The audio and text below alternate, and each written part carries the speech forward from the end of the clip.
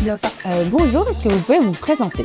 Alors, moi, c'est Nadia Fedila. J'appartiens au réseau Initiative Clermont Métropole. C'est un réseau associatif qui appartient à Initiative France. Ouais. C'est le premier réseau de financement et d'accompagnement des créations, reprises et développement d'entreprises. Et alors, vous venez déjà un petit peu de le dire, mais finalement, le lien avec la création d'entreprise, quel est votre lien avec ça? C'est que vous proposez des financements? Enfin, c'est ça.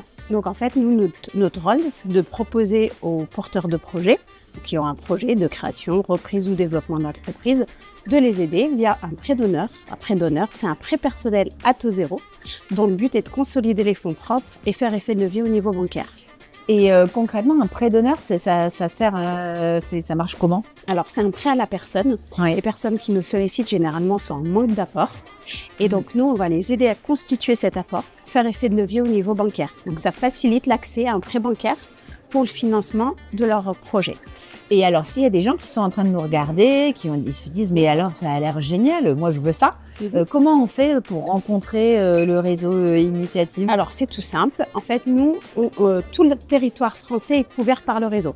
C'est-à-dire, en fonction du secteur géographique de l'activité, du projet, soit il passe par nous, soit il passe par une autre association locale. Et donc, ils nous appellent avec un rendez-vous, on les reçoit, on les fait passer devant un comité d'agrément et c'est ce comité d'agrément qui va décider de les aider ou pas.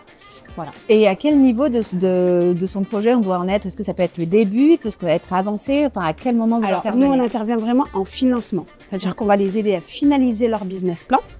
Mais voilà, on intervient vraiment sur la phase financement. Donc, il faut avoir fait un prévisionnel, donc avec au moins un plan de financement, un compte de résultat sur 3 ans.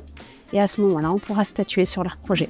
Très bien. Et la dernière question, c'est si vous aviez un conseil à donner justement à un porteur de projet ou un créateur d'entreprise, ce serait quoi? N'hésitez pas à vraiment aller voir le réseau, à aller à la pêche à l'info, parce que c'est vrai qu'il y en a beaucoup, en fait, ils se lancent sans aller voir les différents organismes présents sur le secteur, en fait.